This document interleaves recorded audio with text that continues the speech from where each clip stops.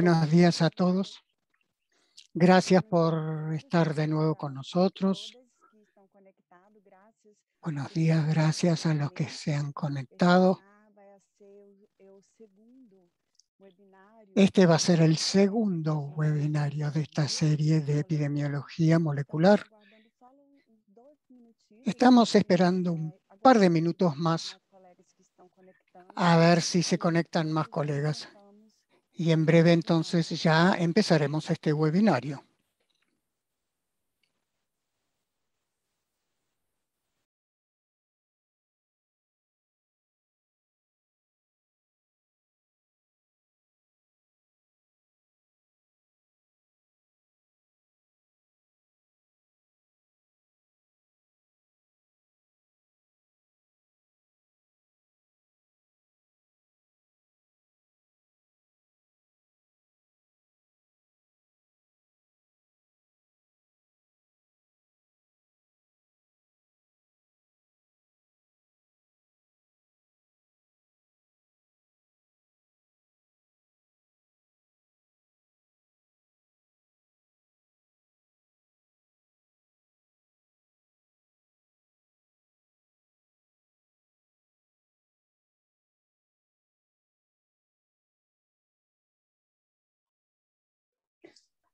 Entonces, gracias a todos por conectar. Vamos a empezar con el webinário. Gracias por conectarse. Vamos a empezar con el webinario de epidemiología molecular. Antes de empezar, quiero decir que en la parte baja de la pantalla hay canales de interpretación. Pueden elegir el idioma que prefieran y entrar en cualquiera de esos canales. Este segundo webinario va a tener una aplicación más práctica del porqué de la epidemiología molecular, que vuelve una vez más a demostrar cuán importante es el trabajo conjunto de los laboratorios, la epidemiología, porque por medio de la secuenciación y la biología molecular es posible confluir en la epidemiología para comprender la distribución de variantes, linajes y poder rastrear y entender el desarrollo de una enfermedad. Dentro de ese contexto íbamos a tener 3 ponencias. La primera va a ser sobre epidemiología genómica, objetivos de los datos genómicos para mejorar las actividades de vigilancia. Esta ponencia estará a cargo del doctor Jairo Méndez, muy conocido por muchos de nosotros, asesor regional de enfermedades virales en el Departamento de Emergencias de Salud de la OPS. Jairo, tienes la palabra. Muy buenos días. Hola, gracias Juliana, buenos días a todos. Muchísimas gracias por aquí, por la oportunidad de presentar el día de hoy, y creo que ya para empezar entonces voy a compartir mi pantalla. Por favor, me confirman que se está viendo y se escucha. Sim, te escuchamos y lo vemos también.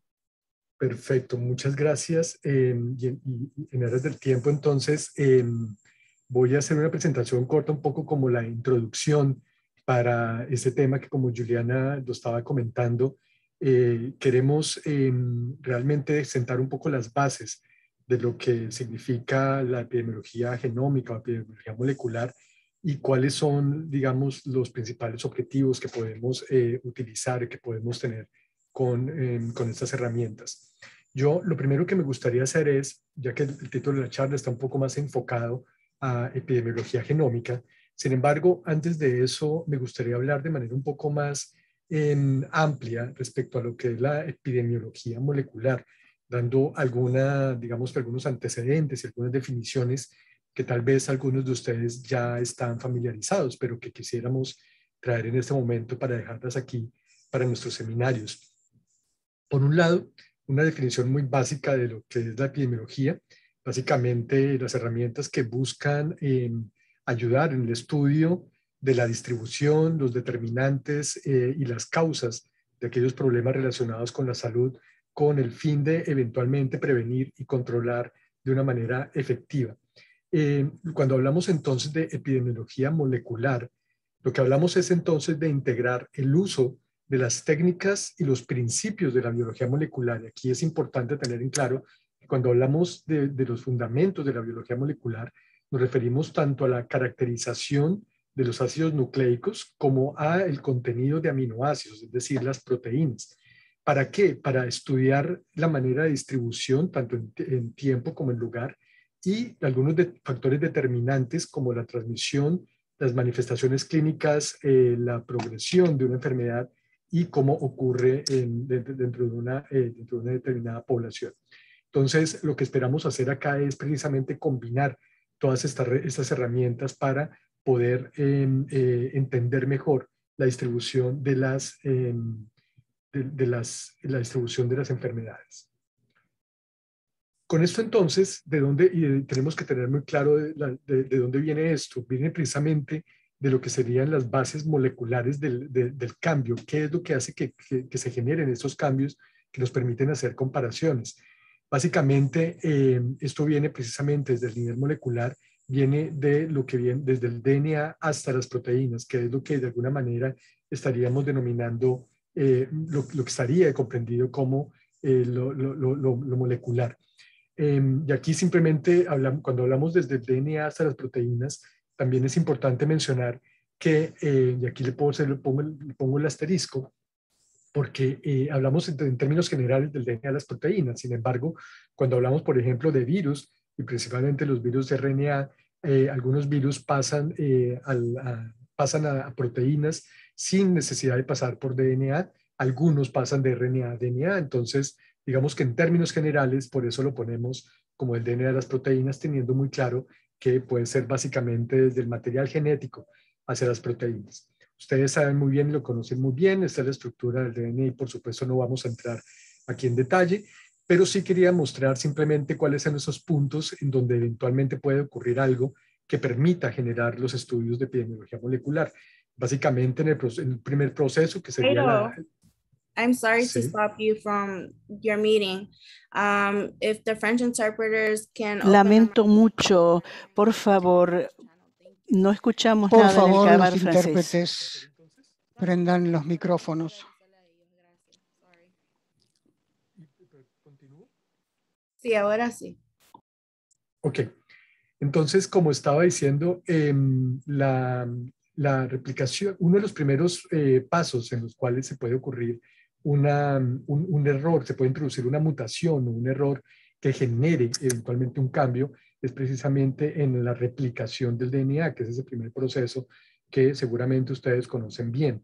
En ese proceso entonces de replicación se pueden estar, cuando estamos copiando las hebras de DNA, se pueden meter precisamente esas mutaciones, un cambio en alguno de estos nucleótidos, un error, un mismatch, un apareamiento que no debería ocurrir, y eso si se replica y si se queda, se fija, puede generar entonces una mutación. El otro aspecto, el otro momento en donde también puede ocurrir una mutación o un error puede ser en la transcripción. Entonces simplemente recordar que la transcripción es el proceso en el cual a partir del DNA generamos una cadena de RNA que nos va a servir como template, como blanco, para a partir de esa molécula transcrita de RNA vamos a traducirla para generar una proteína. Aquí también en este proceso se pueden generar errores en la transcripción y esto puede llevar precisamente a que se generen cambios en la proteína que se está traduciendo. Ustedes saben muy bien entonces que existe un código genético en el cual a partir de estas tripletas vamos a reconocer cuáles son los aminoácidos que van a formar una proteína y por supuesto dependiendo de los cambios que puedan ocurrir acá en esta plantilla, puede ser que tengamos algunas mutaciones que me cambien una proteína, en algunos casos puede ser que no ocurra nada, puede ser que los aminoácidos sea el mismo, en otros puede ser que se cambie por aminoácidos que son químicamente similares, o en otros casos pueden haber incluso mucho más grandes en los cuales hay aminoácidos con características químicas diferentes y por eso es posible que puedan haber cambios más importantes. Incluso pueden haber momentos en donde se generan codones de parada en los cuales una proteína queda truncada y por lo tanto no es viable. Todo esto entonces es lo que forma parte de lo que podemos ver y deberíamos estudiar cuando hablamos de epidemiología molecular. Nos referimos entonces a todos aquellos cambios que puedan ocurrir tanto a nivel del genoma como el impacto que pueda tener en las proteínas. De esa manera entonces, como lo acabamos de decir, lo que vamos a tratar de integrar en la epidemiología molecular es todas estas herramientas y todos estos fundamentos que nos permiten caracterizar tanto ácidos nucleicos como aminoácidos, proteínas, y cómo pueden tener un impacto entonces en el estudio de la epidemiología. Y aquí creo que es importante mencionar que si bien tal vez el concepto de epidemiología molecular es algo que sentimos como de alguna manera relativamente nuevo y que en los últimos años de alguna manera como que se ha empezado a explotar más, es importante mencionar que realmente este concepto no es nuevo. Este concepto se ha empezado a estudiar ya desde hace mucho tiempo y quizás y revisando en la literatura, es muy probable que las primeras personas que hablaron de epidemiología molecular están precisamente Edwin Kilborn, quien ya en 1973, de hecho, en 1973, introdujo el concepto de la epidemiología molecular, en este caso, para el estudio de la influenza, en un estudio muy interesante en donde precisamente se empezó a ver cómo podíamos unir herramientas del laboratorio, del diagnóstico molecular con la epidemiología. Simplemente para mencionar precisamente estos primeros pasos de la epidemiología molecular, estaban basados en la observación precisamente de las diferentes pandemias que habían ocurrido de influenza, y aquí estamos hablando, si ustedes ven aquí en esta gráfica, estamos hablando más o menos desde 1918, que por supuesto todos sabemos esa primera gran epidemia de influenza, y los años posteriores hasta viendo las siguientes pandemias que ocurrieron y hasta el 1970. Una de las observaciones entonces que se decían con esto, que es claramente algo, digámoslo así, epidemiológico, una observación epidemiológica, una de las observaciones que se hacía era que los virus que estaban involucrados en los periodos interpandémicos o interepidémicos no presentaban o presentaban solamente cambios muy pequeños a nivel antigénico. Y cuando hablamos de antigénico, nos estamos refiriendo precisamente a un cambio en una proteína, es decir, molecular.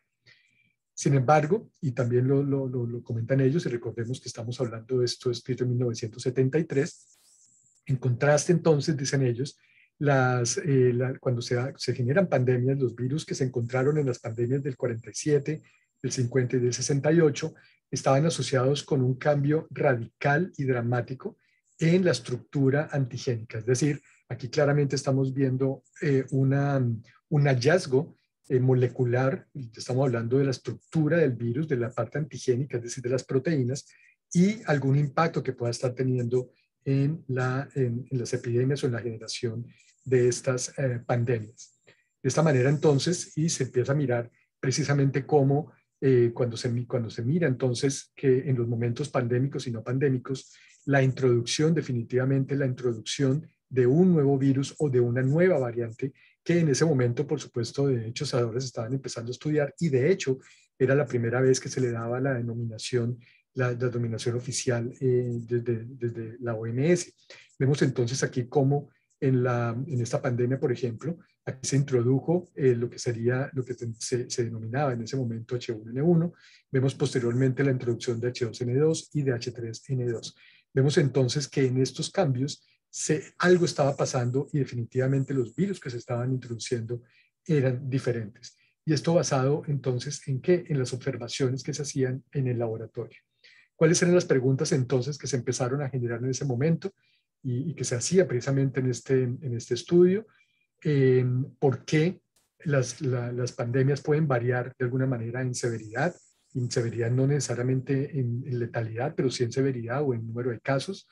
¿Por qué las pandemias están ahora ocurriendo a intervalos cada vez más frecuentes? Y esto, recordemos, estamos hablando de 1973. de dónde vienen estas variantes y cómo se generan estas variantes. Y una vez más, recordemos que para este momento, por supuesto, no conocíamos el genoma del virus, pero sí conocíamos y teníamos la capacidad de aislar el virus y de ponerlo a reaccionar con las células, generando lo que en este momento se conoce precisamente como inhibición de la hemaglutinación. Y eso era lo que entonces empezaba a hacer en ese momento para determinar la capacidad de aglutinar o de reconocer más bien los virus que se estaban generando en las diferentes pandemias y dependiendo de los anticuerpos presentes para cada uno de estos virus. De esa manera entonces empezaron a tratar de responder estas preguntas de epidemiología basados en los conceptos moleculares. Se tiene entonces, de hecho, este es uno de los primeros estudios, digamos, una de las primeras observaciones que insistimos, esto por supuesto está basado en laboratorio, pensando solamente en las proteínas, y se observa entonces cómo a nivel molecular, cómo se estaba pensando, cómo se creía que era la interacción de los anticuerpos contra las diferentes proteínas del virus, la hemaglutinina y la neuraminidasa, y cómo esta interacción estaba precisamente generando un cambio, un impacto precisamente en la capacidad de hemaglutinante del virus de la influenza. Y sumado a esto, entonces, se pudo observar que dependiendo de las diferencias en la capacidad de neutralizar los virus, definitivamente había un impacto en la severidad de la pandemia o del brote que se estaba viendo, digamos, sobre todo en número de casos. De esa manera, entonces, se pudo hacer una asociación entre lo que sería un hallazgo puramente molecular, que es precisamente el cambio de las proteínas y cómo se puede determinar que tenía un impacto precisamente en la epidemiología del virus, con estudios que en ese momento resultan un poco básicos, pero si recordamos, en el 1973 era definitivamente las bases de lo que conocemos ahora como la epidemiología molecular. Por supuesto, en este momento, hasta ahora se estaban empezando a hacer los estudios más importantes respecto a ácidos nucleicos. Y precisamente ya cuando pasamos a hablar entonces de epidemiología genómica, ya nos referimos precisamente un poco más a la información genética, la información que tenemos en los ácidos nucleicos. Y para este momento entonces se estaban haciendo los primeros ensayos para secuenciar y para leer tanto moléculas de DNA como de RNA. Para ese momento se estaban haciendo diferentes tipos de experimentos con diferentes opciones químicas, con geles de poliacrilamida, con enzimas que permitían romper el material genético que ya estaba descrito, y las enzimas que permitían romper precisamente el material genético y dividirlo en partes que nos permitía verlo de diferentes maneras. Y algunos estudios que ya empezaban a hacerse implicaban, por ejemplo, el Robert Hawley en 1965, que ya fueron capaces de dilucidar la estructura de la lectura de un RNA de transferencia. Un poco más adelante, en 1972, Walter Fierce, de hecho, por primera vez se pudo secuenciar la proteína o el gen de la proteína de la envoltura del bacteriófago MS2, insisto, con diferentes protocolos, con diferentes metodologías, algunas de ellas que incluían precisamente la división o los geles bidimensionales. Y tal vez, por supuesto, el hallazgo más importante y definitivamente que revolucionó después de ya muchos años y después de mucho trabajo en química, Frederick Sanger, que por supuesto todos conocemos y reconocemos, por allá en 1977, desarrolló lo que revolucionó de alguna manera la historia de la secuenciación, que fueron los primeros métodos de secuenciación utilizando fragmentos que se digerían parcialmente con enzimas de restricción y que estaban marcados con productos, estaban radiomarcados, y con un proceso que se llamó precisamente el método de determinación, de cadena de terminación. Y para los que en algún momento tuvimos la oportunidad tuvimos la oportunidad de trabajar con esos métodos, precisamente donde se marcaba con productos con radiomarcados, estos eran las primeras imágenes que teníamos entonces de ese método, que desde entonces se ha conocido como el método de Sanger, y que definitivamente vamos a poder tener lo que tenemos. Definitivamente epidemiología genómica, entonces desde ese momento empezó a generar todo un impacto, y definitivamente es lo que nos ha llevado a generar todo este proceso hasta llegar a lo que conocemos hoy en día como la genómica. Y ustedes han sido testigos precisamente de todo este cambio que hemos tenido y todos los avances que hemos tenido precisamente. Definitivamente entonces, y acá simplemente quiero mencionar algunos ejemplos en los cuales la epidemiología genómica nos ha permitido avanzar en diferentes aspectos y en diferentes objetivos que tenemos para la epidemiología, que son la causalidad, es decir, cuál es la causa de una enfermedad, la patogénesis, los patrones de circulación y de transmisión, prevención o terapia. En términos de causalidad, por ejemplo, y aquí simplemente algunos ejemplos que tenemos muy recientes y muy claros. Por ejemplo, en un outbreak, en un brote de una fiebre hemorrágica en el 2019 en Bolivia. Entonces solamente se tenían pacientes con una clínica. Se empezó a buscar cuál era el patógeno que estaba involucrado. Como antecedente se tenía la presencia en esta zona de un virus en 2003, entre el 2003 y 2004, que fue denominado como el virus Chapare. Entonces se empezó a hacer el estudio en este momento, y después de recolectar muestras, gracias a precisamente la secuenciación del genoma completo, fue posible determinar que este virus que se estaba detectando era diferente al que se había aislado en el 2003 y que correspondía a un nuevo virus, a un nuevo arenavirus que fue descrito y denominado como Chapare 2019. También en términos de patogénesis, simplemente mencionar que por comparación precisamente de genomas se pueden ver los diferentes, se pueden comparar precisamente entre genomas que pueden generar enfermedad fatal o severa. Y acá simplemente otro ejemplo, como un estafilococcus resistente a la meticilina se identificó como la causa de una alta fatalidad en pacientes que estaban sufriendo, que estaban siendo infectados en este estudio del 2002. Y básicamente a través de la comparación de los diferentes genomas de los casos fatales en comparación de los casos leves, se pudo encontrar entonces que habían por lo menos 7 islas genómicas en el genoma precisamente completo de la bacteria que estaban asociadas precisamente a una mayor letalidad. Y eso se puede ver precisamente de una manera muy sencilla comparando los genomas entre los casos severos y los casos leves. También con un virus que se ha estudiado muchísimo, como es el dengue, para hablar un poco más de los virus, se puede ver cómo el genotipo asiático de dengue 2, que se ha asociado precisamente a casos más graves y hemorrágicos de dengue. Eso es un estudio hecho en Colombia, en el cual se ve cómo el genotipo nativo americano fue reemplazado por el genotipo asiático-americano, que se considera más agresivo, y se observa, gracias a los estudios de epidemiología molecular, que la introducción precisamente de estas cepas asiáticas americanas se introdujo justo coincidiendo con los primeros casos de dengue hemorrágico, como se conocía en ese momento, y también entonces asociado a lo que sería la patogenicidad. En términos de patrones de circulación y transmisión, creo que tenemos muchos ejemplos, y acá por el tiempo voy a mencionarlos simplemente muy rápidamente. Tenemos, por ejemplo, el MERS coronavirus, que ustedes saben es uno de los virus que se asoció precisamente, que está asociado a camellos principalmente en la península arábica.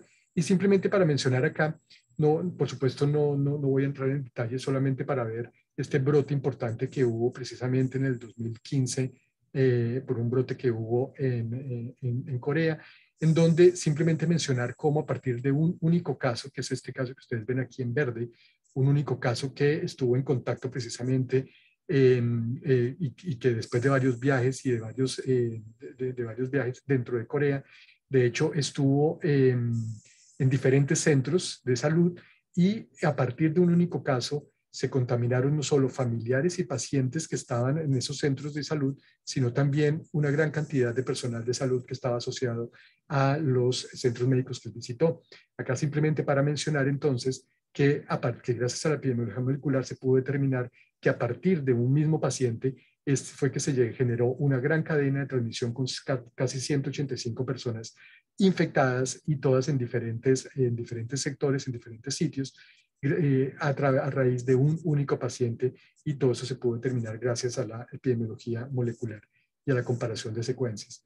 Algo similar ocurrió entonces con la influenza H7N9, en donde se pudo ver cómo una vez descrito un virus que digamos no se había observado esa recombinación, se pudo hacer entonces en China, se pudo determinar cuál era el orden y cuál era el genoma de este virus, y en poco tiempo se pudo entonces determinar y se pudo vigilar precisamente la distribución de este virus a nivel en China y cómo se estaba distribuyendo. Dengue, que como ya lo comenté, ha sido otro de los virus que se ha estudiado muchísimo en términos de epidemiología molecular. También gracias a estas herramientas, ha sido posible determinar los orígenes de dengue en nuestra región, y estos son simplemente algunos estudios que han sido hechos por el CDC de Puerto Rico, en donde se han encontrado los puntos de divergencia precisamente y de las diferentes epidemias que han habido de dengue 1 en la región de las Américas. Aquí se tiene precisamente un linaje que fue introducido y que ha sido el que ha predominado, que estuvo predominando en Puerto Rico y en algunos sitios de Sudamérica y el Caribe, y en comparación con otros que están principalmente en Centroamérica y en Norteamérica, precisamente en la Florida. Sin embargo, acá se pudo observar, pensando precisamente el origen de estos virus, se ha podido determinar entonces que, a pesar de que estos virus se encuentran compartidos tanto, por ejemplo, en México como en Estados Unidos, estos son los virus de Nuevo León en México y los virus de la Florida, se pudo determinar entonces que realmente, aunque pertenecen al mismo linaje, el origen es diferente, teniendo en cuenta entonces que los virus de Centroamérica y los virus, precisamente el mismo linaje, pero los virus de México son diferentes, y que la introducción a Florida realmente fue desde Centroamérica, con una gran cantidad de reintroducciones, y siendo diferente a la introducción que ha habido en México, donde el virus realmente ha sido prácticamente autóctono, con solo algunas introducciones de virus de Centroamérica. Entonces, esto simplemente para mostrar cómo en arbovirus también se ha podido determinar, y esto es simplemente para hablar de chikungunya, cómo se ha podido determinar entonces la distribución de los diferentes linajes y cómo se ha visto la reintroducción, por ejemplo, de chikungunya en la región de las Américas, con un primer virus que se introdujo en 2013 y que generó una explosión de casos en toda la región, con una reintroducción de otra variante, de otro genotipo, entre 2014, y que se mantuvo principalmente en Brasil.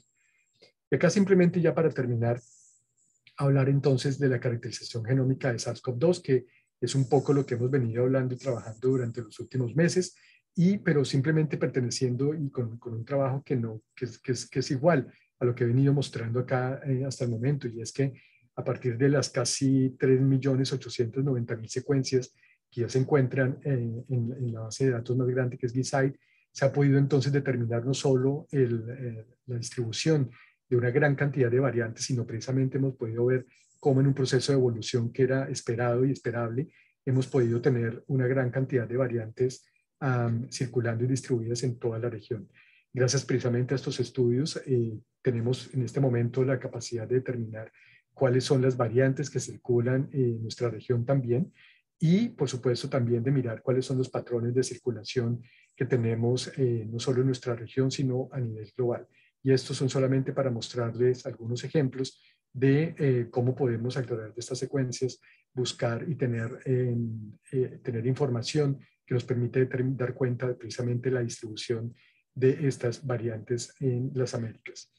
Para terminar, simplemente quisiera mencionar algunos retos que todavía tenemos en términos de secuenciación. Por un lado, definitivamente es una prioridad para nosotros fortalecer los procesos de vigilancia genómica, y precisamente es el trabajo que hacemos en la red de vigilancia genómica de OPS.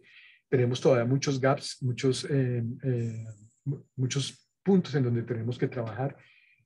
sigue siendo una metodología, las metodologías muy caras, y por eso tenemos que seguir trabajando en conseguir recursos y que sea importante para los países para que podamos tener recursos.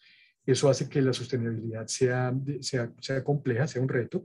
Y también tenemos que pensar si es necesario realmente tener toda la plataforma de secuenciación en todos los países, cuando muchas veces tenemos necesidades diferentes, teniendo en cuenta además que lo que necesitamos es acceso a la capacidad de secuenciación. Se requiere una experticia diferente y eso también implica entonces una gran inversión en capacitaciones y, por supuesto, el trabajo con el envío de muestras y demás, que a veces no es tan sencillo. Sin embargo, también tener en cuenta que la secuenciación como tal es solamente el primer paso de lo que necesitamos hacer y que es importante y necesario estandarizar las estrategias para realmente hacer vigilancia genómica. No es lo mismo secuenciar y tener secuencias que hacer vigilancia genómica, son dos cosas diferentes. Por eso el concepto de epidemiología molecular o genómica debería ser integrado dentro de los sistemas de vigilancia y tener sobre todo objetivos muy claros de la vigilancia. ¿Para qué queremos hacer este tipo de vigilancia? ¿Cómo lo podemos utilizar? Como ya hemos visto, para hacer seguimiento a contactos, para determinar patrones de circulación, para determinar conglomerados en poblaciones específicas, para revisar cambios en la patogénesis y en la clínica, en fin, tener claros cuáles son los objetivos que tenemos para la vigilancia genómica.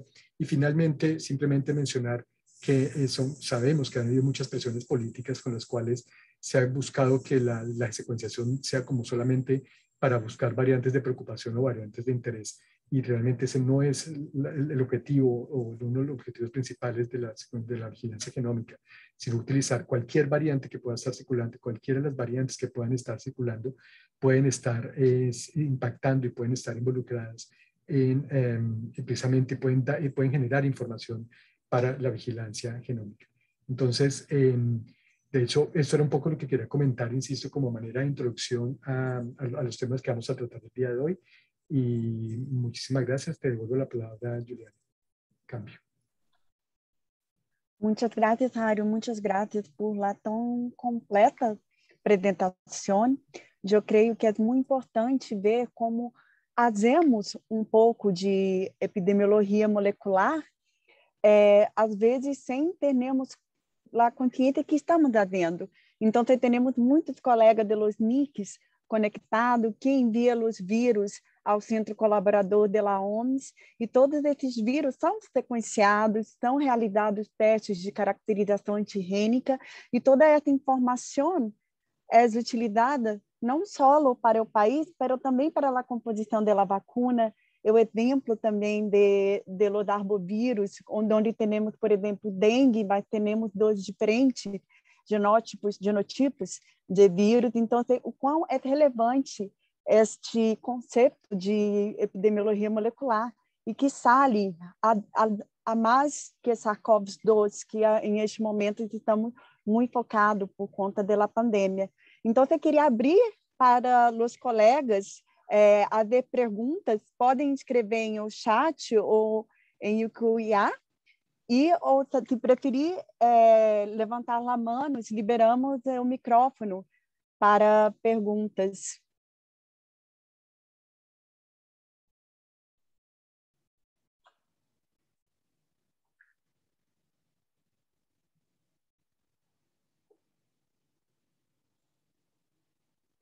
Não vejo nenhuma mão levantada. Nenhuma pergunta em o chat. Ok, bueno, pero Hario vai estar conectado, então se tem mais alguma pergunta, por favor, sintam-se muito à vontade de escrever que ele contesta também. Então, vamos seguir. Gracias, Dr. Héctor, que está de Uruguai. Gusto saludar-te. E então, seguimos com a apresentação. A segunda palestrante é Nathalie Fischer. Eu vou cambiar para inglês para falar com Nathalie. Nathalie is a scientist. Nathalie es una científica de Genzano, el Instituto Nacional de Salud Pública de Bélgica, y becaria europea de microbiología de salud pública EUFEM de la cohorte del 2019 en el programa de becas del ECDC. Nos hablará en el día de hoy sobre la vigilancia genómica de la resistencia microbiológica en Shigella desde el 2013 al 2019.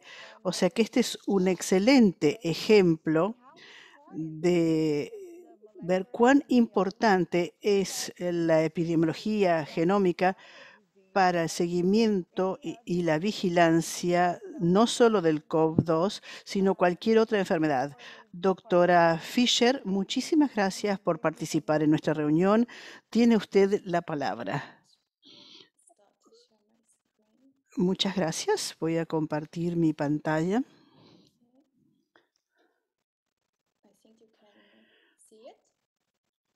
Pienso que la pueden ver. Sí, vemos su pantalla y la escuchamos muy bien. Muy buenos días desde Europa y buenas tardes. En primer lugar, pido disculpas por hablar en inglés. Intentaré hablar despacio para los intérpretes, pero si en algún momento hablo demasiado rápido, por favor, no dejen de indicármelo. Muchas gracias por su amable presentación y por invitarme el día de hoy para hablar sobre la vigilancia antimicrobiana y la resistencia antimicrobiana. Los objetivos de mi presentación serán dar un ejemplo de la utilización del secuenciamiento para la vigilancia nacional de los patógenos bacterianos. Ya hemos escuchado hablar mucho de esto y deseo centrar mi atención sobre la visualización y anotación de los árboles filogénicos. Voy a presentar algunas herramientas para la detección de los marcadores, para la asignación de genotipos jerárquicos, para la detección de los marcadores de antimicrobianos y para la visualización y anotación de árboles filogénicos.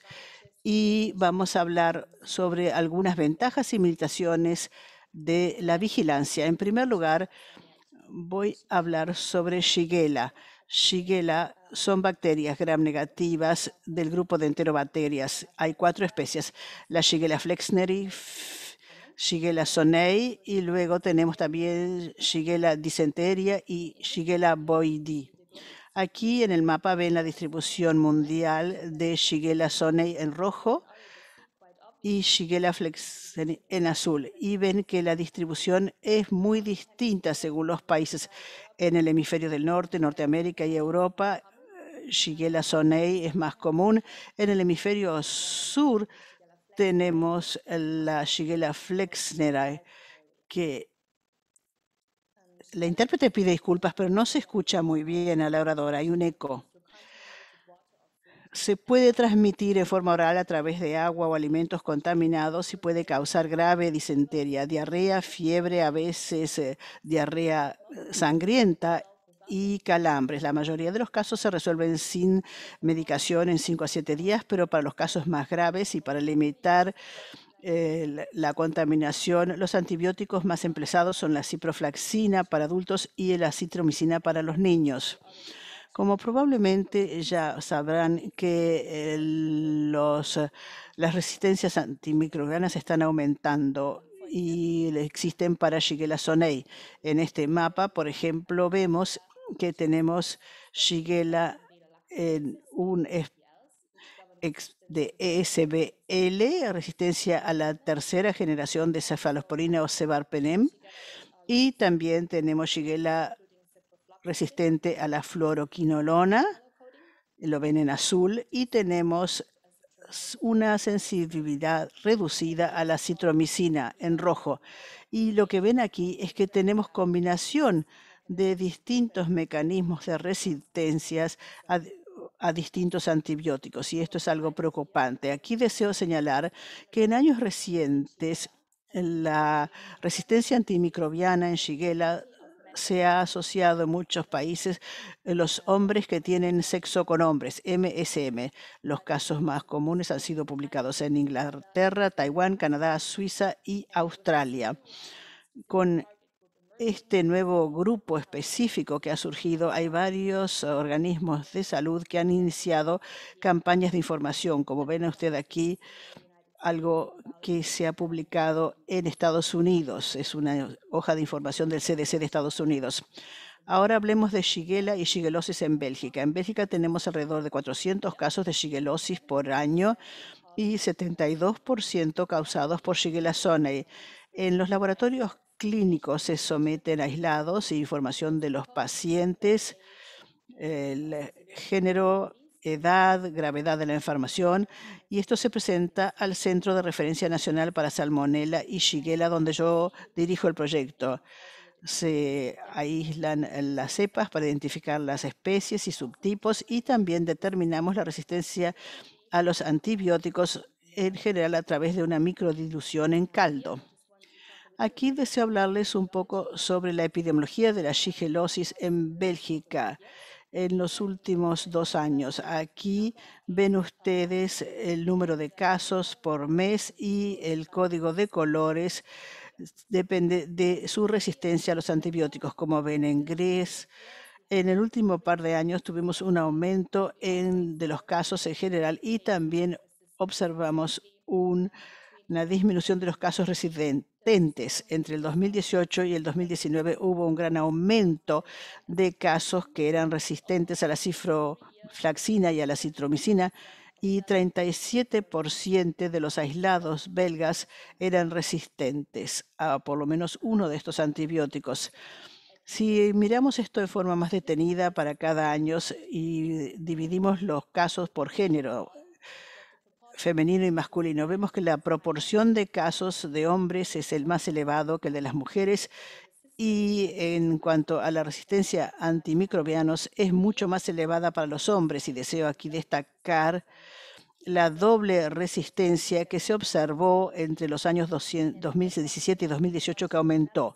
Hemos realizado un análisis epidemiológico de todos los casos y hemos visto que los hombres tenían un riesgo 8.6 veces mayor a tener una cepa resistente que las mujeres. ¿Por qué deseamos incorporar el secuenciamiento genómico en la vigilancia de la Shigella? En primer lugar, es difícil diferenciar y seguir las cepas para la vigilancia de salud pública utilizando los métodos de tipificación clásicos, porque la diversidad genómica es difícil. Segundo lugar, porque en este momento detectamos la resistencia antimicrobiana en los diagnósticos de laboratorio, y la sensibilidad reducida a la citromicina solo se ha implementado en Bélgica en el 2017, o sea que no tenemos ningunos datos sobre las cepas anteriores a esto. Además, es difícil para nosotros conocer los orígenes de una cepa o de dónde se importó, porque la información sobre la historia de viajes en las bases de datos actualizadas solo existe para un 10% de los casos en Bélgica. Entonces, el objetivo de mi proyecto era describir los conglomerados de sonnei multiresistente en Bélgica a través de un grupo de secuenciamiento genómico. Por ello, realizamos una preselección. No podíamos saber las cepas de todos los aislados de sonnei y por ello seleccionamos 372 a lo largo de todos estos años y también a lo largo de las distintas provincias de Bélgica entre el 2017 y el 2019. Además, combinamos nuestros datos con los datos de las bases de datos públicas. 192 muestras vienen de distintas partes del mundo: América Latina, Asia, Europa y también la asociación MSM. Se realizó el procesamiento. En primer lugar, se cultivaron en caldo los aislados. En el segundo paso, se realizó una preparación con el kit de Nextera XT y luego un secuenciamiento de 250 lecturas, y luego utilizamos el programa Qiagen CLC, que es el programa que tenemos en Cinzano, donde logramos mapear esto a un genoma de referencia del Shigella sonnei y también examinando las variantes de nucleótidos únicos y también los árboles adyacentes. Aquí deseo destacar el primer método en la plataforma que utilizamos, que se llama Galaxy. Aquí tenemos una cuenta, es un programa open source abierto. Se puede bajar datos, se puede crear una cuenta, subir los datos de secuenciamiento y ahí existen varias herramientas disponibles, como ven aquí, bajo el flujo de trabajo. Se tratan por flujo de trabajo para procesar los datos, pero también se pueden combinar varias herramientas para poder tener un flujo de trabajo que se adapte mejor a su trabajo. Me parece que el Use Galaxy es muy bueno, que es para personas que no son matemáticos, que son biólogos, epidemiólogos y que desean utilizar herramientas en forma fácil y rápida para poder compartir su labor con los colegas y la comunidad. Lo recomiendo.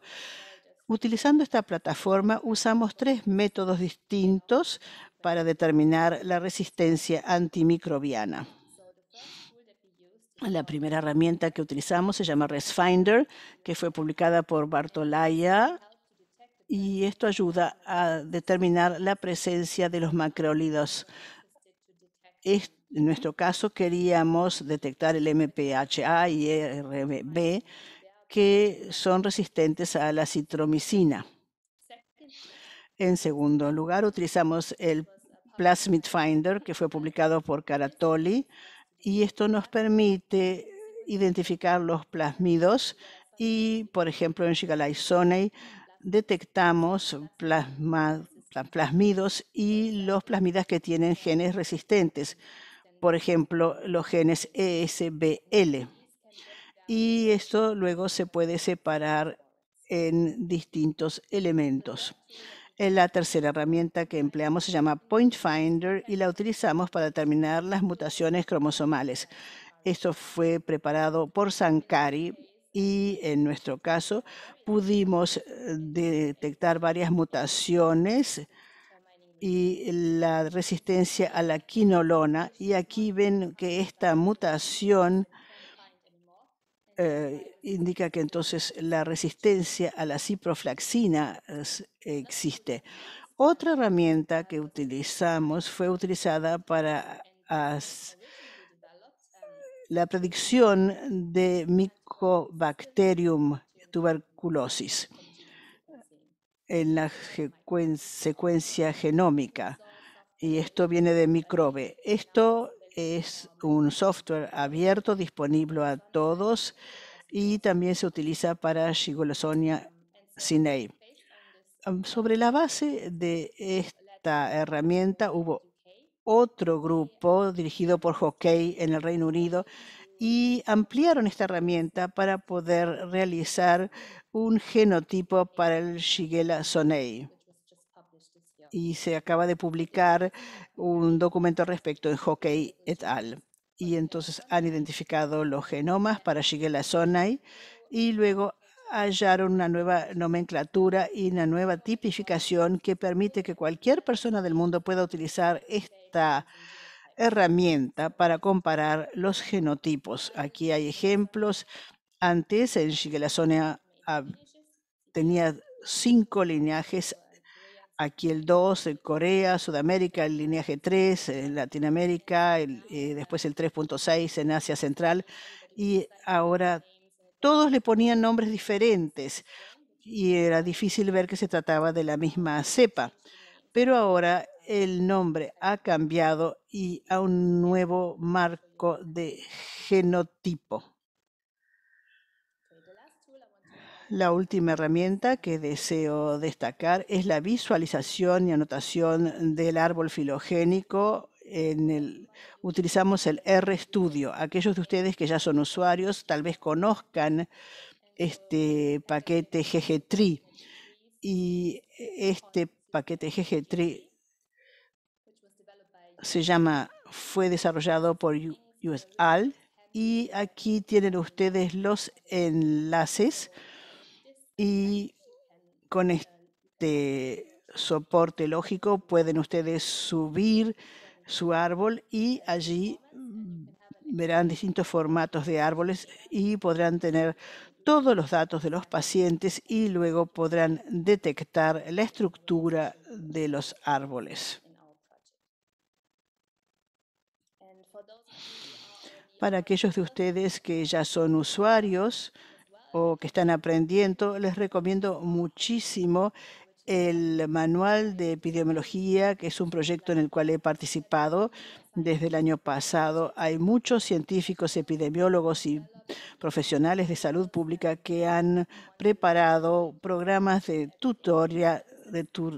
tutores para enseñar estos programas. Y como parte de este manual de formación, tengo un capítulo sobre los árboles filogénicos, utilizando los conjuntos de datos sobre los que les estoy hablando hoy, también han sido utilizados para preparar este paquete de capacitación.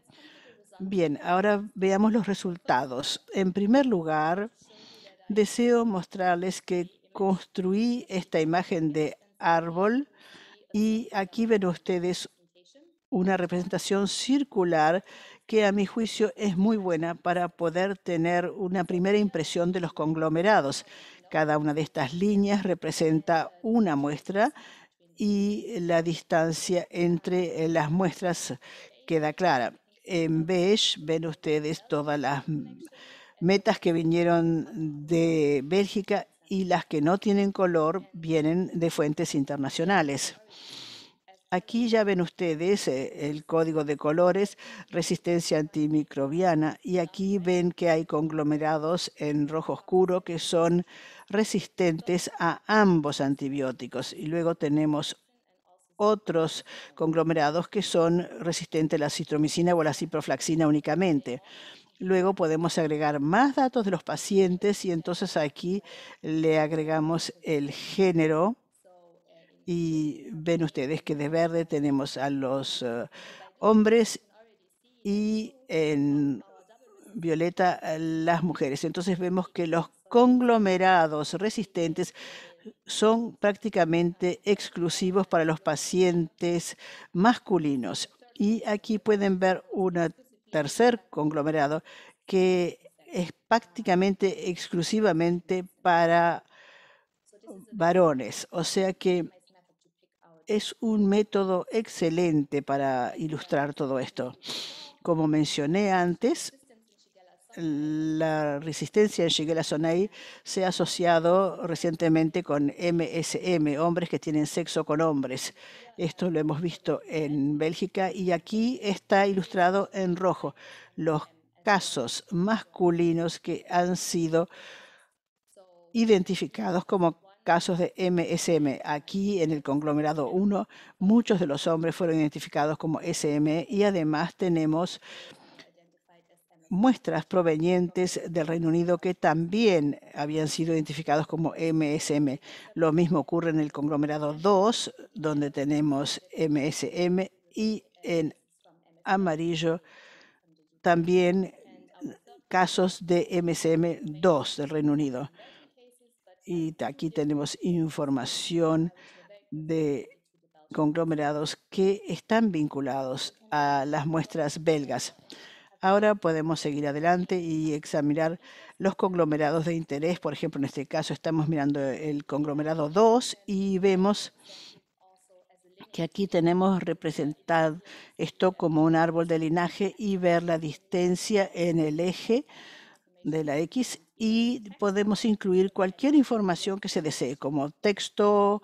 Aquí, por ejemplo, tenemos el año y ven que el conglomerado principal con doble resistencia vino en el 2018 y 2019 de todas las provincias de Bélgica, y luego podemos agregar otro mapeo que se le agrega en forma lineal, en este caso representando el género, BCM y varias formas de resistencia antimicrobiana. Al examinar el árbol de esta forma, al ir bajando en la filogenia, vemos que nuestros aislados estaban vinculados, aislados del comienzo de los años 2000 provenientes de Vietnam, y además podemos ver que si examinamos el patrón de resistencia antimicrobiana, En los primeros aislados de los inicios de los años 2000 no había mucha resistencia, pero a medida que hubo modificación genómica surgió la resistencia y también genes resistentes a la acitromicina. Lo que deseo ahora destacar es una nueva herramienta, la herramienta MICOBE, que asigna el genotipo. Al hacerlo, vemos que nuestros conglomerados de resistencia, de interés, que eran los que tenían resistencias, se relacionaban con brotes de MSM en Australia entre los años 2016 y 2019, y también pudimos identificar un segundo conglomerado que tiene distancia genética un poco mayor, identificada como algo que circulaba entre los MSM en el Reino Unido. O sea que esta nueva herramienta es sumamente útil y aun si no tienen la posibilidad de integrar muestras de otros países para comparar esto a través de las fronteras. Por ejemplo, aquí no sabemos si estas personas viajaron a Australia, pero no necesitamos saberlo si tenemos el genotipo, porque es el mismo genotipo que se había identificado en los MSM en Australia. O sea que es bastante práctico. No tengo tiempo para hablar sobre todos los conglomerados, pero les voy a decir que el conglomerado más grande que encontramos de 102 casos fue del genotipo 36112, que fue descrito por Hockey et al.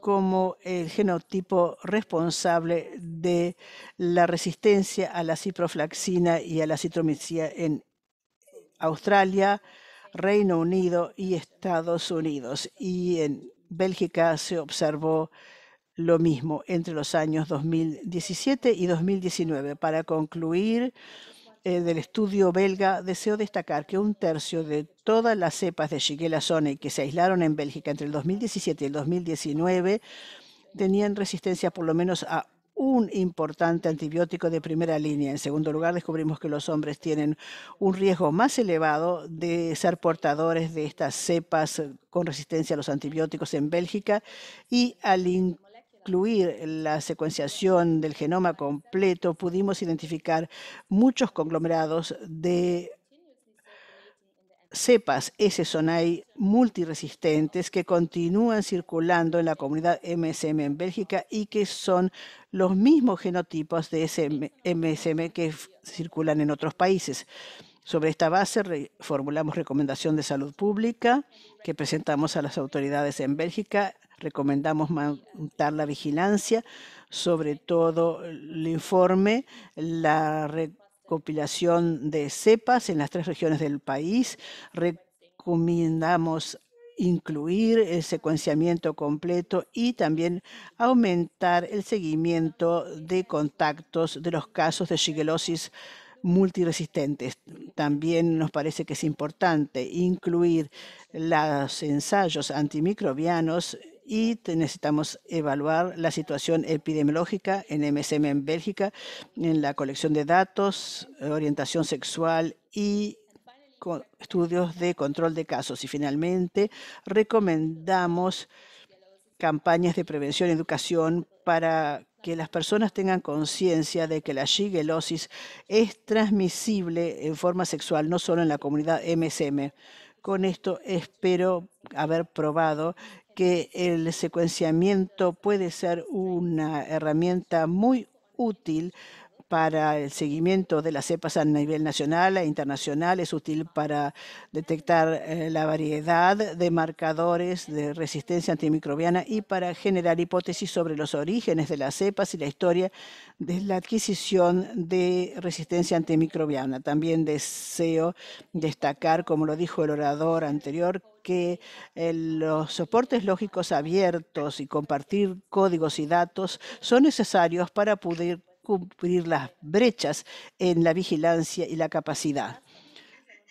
Últimamente, deseo señalar las limitaciones y consideraciones, o sea, recoger en forma adecuada las muestras, transportar y procesarlas es necesario para obtener suficiente material genético de elevada calidad, y además es importante el etiquetado adecuado para poder vincular las muestras para poderlos vincular a las informaciones de los pacientes más adelante. Como mencioné, en Bélgica la presentación de aislados de Shigella es voluntario, o sea que de ser así tienen que tener conciencia de que se puede introducir un sesgo porque no es completa la recolección de muestras. Los aislados que faltan y los datos que faltan en los países también pueden introducir un sesgo en la diseminación mundial de las cepas.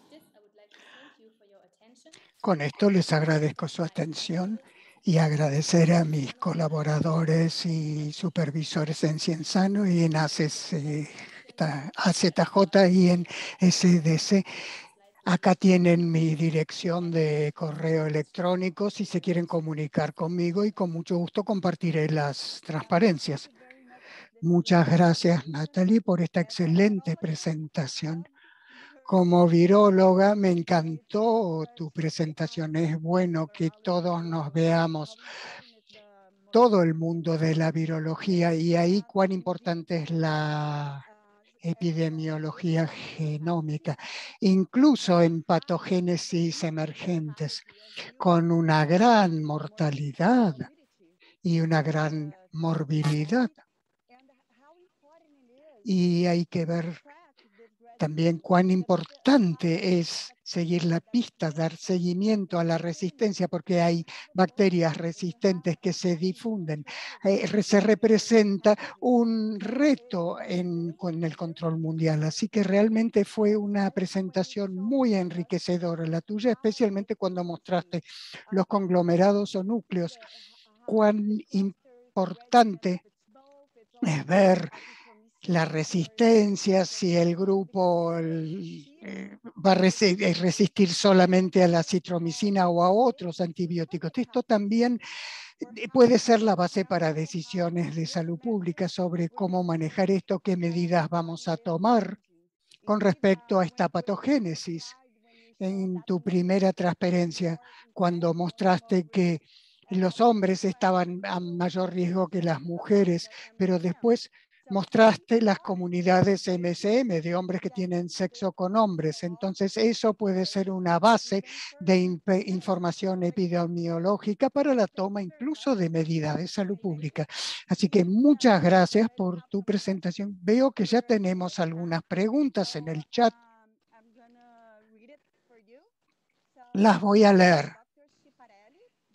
El doctor Chiparelli, coordinador en Uruguay, pregunta si puedes compartir el enlace al manual de epidemiología. Si tienes el vínculo, lo puedes poner en el chat. Sí, ya compartí eso en el chat. En CDCS. Sí, lo tendría ahí muy bien. La doctora Godoy de México, muchas gracias por esta presentación. ¿Qué hacen para hacer la filogenia? ¿Todo el genoma o simplemente una sola copia de genes de marca? Usamos toda la secuencia del genoma entero. Bueno, muchas gracias. Excelente presentación, tema muy pertinente. Y el doctor, alguien de Estados Unidos, muchas gracias, excelente presentación, muy clara. Muchas gracias por compartir con nosotros su experiencia.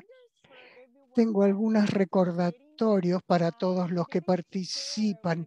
No compartimos todavía la presentación en las actas o los registros de la sesión anterior. Pero hay nuestra Dropbox no permitía una carga de documentos muy voluminosos. Estamos buscando alternativas, pero tengan fe en que vamos a compartir los documentos. Y también quiero decirle a los participantes que agradeceríamos si se tomaran 2 minutos para completar una encuesta que nos dé a nosotros comentarios a la OPS sobre las presentaciones o alguna sugerencia o comentario que puedan tener. Y estamos compartiendo los vínculos o los enlaces en el chat.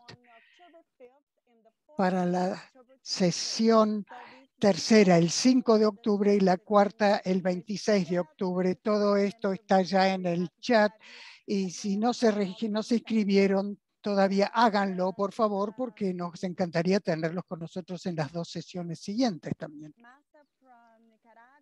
Marta de Nicaragua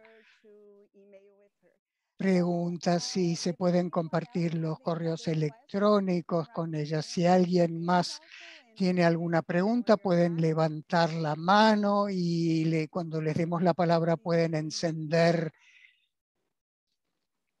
su micrófono. No veo nadie más que haga preguntas. Bien, bueno, muchas gracias, Natalie. Gracias, fue un verdadero placer. Ahora vamos a tener un breve receso de 10 minutos. Es un poco más de las 11:05. Nos podemos reunir de nuevo acá a las 11:15 para seguir adelante con las presentaciones. Acá hay un comentario de Haití. Excelente presentación. Felicitaciones. Del doctor Journel, principal coordinador desde Haití. 10 minutos de receso y volvemos acá a la sala.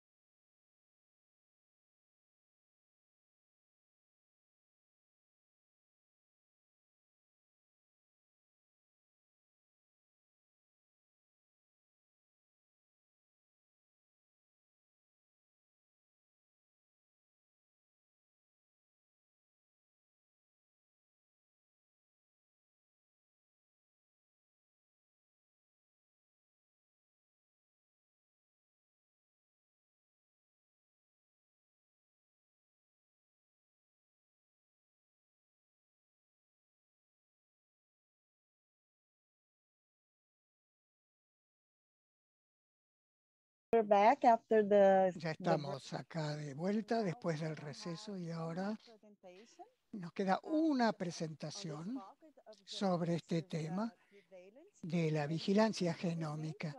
Y la